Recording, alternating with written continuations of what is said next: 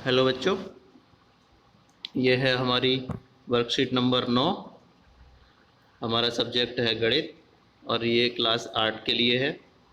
आज हम देखेंगे एक चर राशि वाले रैखिक समीकरण या फिर एक चर वाले रैखिक समीकरण। ये 22 तारीख की वर्कशीट है, क्योंकि हमारी पढ़ाई लिखाई बंद रही थी, इसलिए आज ये वर्कशीट आप लोगों को भेजी गई है। अब हम क्या देखते हैं, कभी कभी हम जब तुलना करते हैं तो तुलना में कोई चीज़ बड़ी कोई चीज़ छोटी होती है।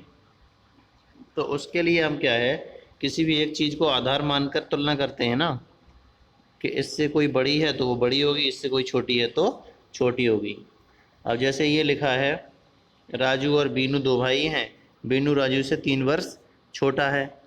तो 3 वर्ष छोटा का कैसे पता चला कि वो बीनू राजू से 3 वर्ष छोटा है? हमें राजू की उम्र पहले से पता थी, तभी तो पता चलेगा।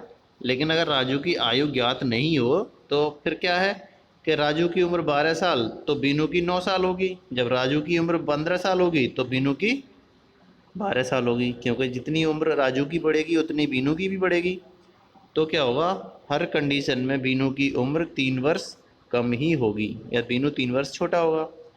अब राजू की उम्र समझ लें हम, अगर x है तो बीनू की उम्र x से 3 साल कम होगी, मतलब x-3 होगी।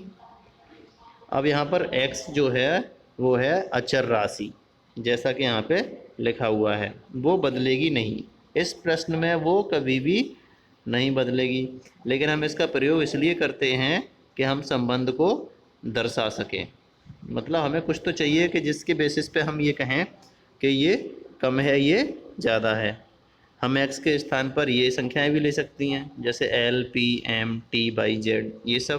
ये सब भी अचर राशि हैं। अचर राशि वो होती है जिनका मान कभी नहीं बदलता।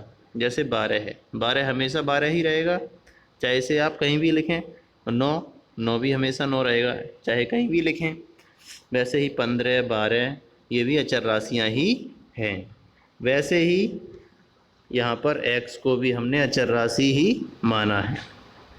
अब होता क्या है कि इसके तरीकों पर चर्चा करें। सबसे पहला कथन है कि सरता के पास अमीना से 10 कंचे अधिक हैं। सरता के पास 10 कंचे अधिक हैं अमीना से, तो अमीना के पास कुछ कंचे होंगे, तभी तो हमने अंदाज़ा लगाया कि सरता के पास अमीना से कितने कंचे ज़्यादा हैं। अब अमीना के पास अगर 10 कंचे हैं, ये क्या है, अचर, तो सरता के पास 10 और होंगे, तो x+10 लिख दिया हमने।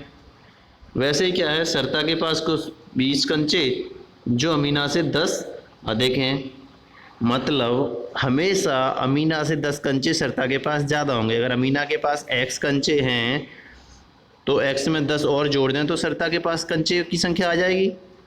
ऐसे ही क्या है कि सरता के पास जो कंचे होंगे वो x+10 होंगे, जो कि ये समीकरण या फिर व्यंजक का रूप है। अब इन्होंने दूसरे कथन में कहा है सरता के पास 20 कंचे हैं जो अमीना से 10 अधिक हैं। दूसरा समीकरण ये है, तो अमीना के पास कितने थे, x कंचे, सरता के पास कितने थे, x+10, और सरता के पास हो कितने रहे हैं, 20। अगर हम इसे करेंगे तो x का मान कितना आएगा, 20 - 10,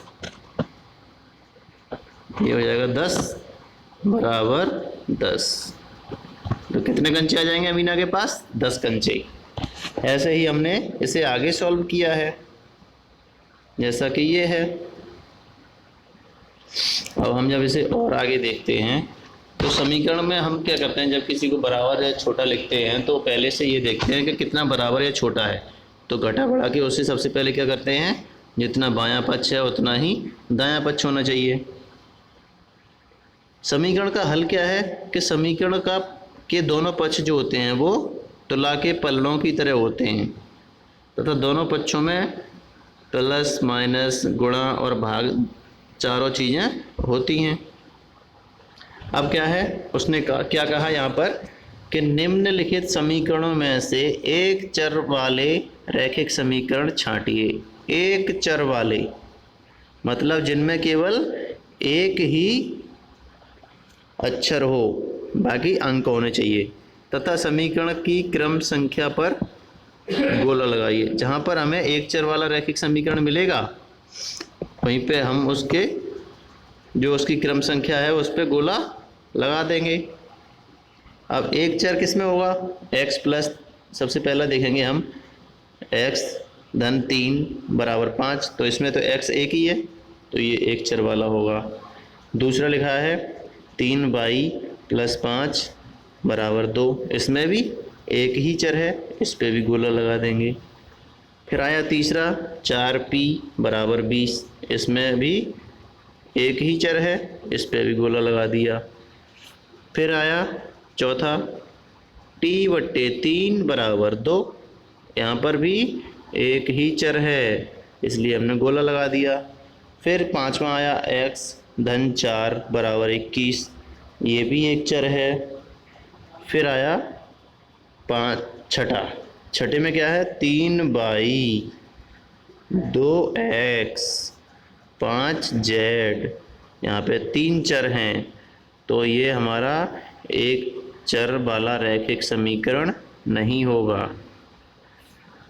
लेकिन सातवां देखें x यहाँ पर है, x यहाँ पर है, अगर हम इसे सॉल्व करें तो ये हो जाएगा, उधर से x आएगा 2x माइनस x प्लस 4 बराबर 0, तो ये हो जाएगा x प्लस 4 बराबर 0।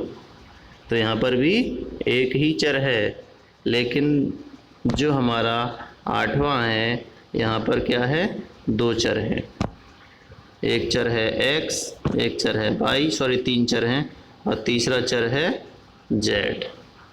तो ये हमारा एक चर वाला रैखिक समीकरण नहीं होगा। ये थी आपकी वर्कशीट, कंप्लीट हो गई। अगर आपको कहीं कोई परेशानी है तो आप बेशक पूछेंगे और इस वीडियो को ध्यान से देखेंगे। धन्यवाद।